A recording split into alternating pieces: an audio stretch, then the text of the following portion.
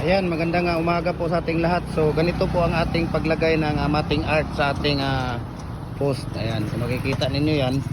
Ayan si Kuya Jupre naglalagay ng mating art sa ating fence concrete post. Ayan. Ayan, ganyan po. Kailangan siyang kailangan siyang igalaw-galawin yung mating art niya para hindi siya magiging ampaw. Ayan, tingnan natin kung paano nila nilalagay. Ayan, nakita niyo si ayun, diba? So malapit na tayong matapos ha. Ayan,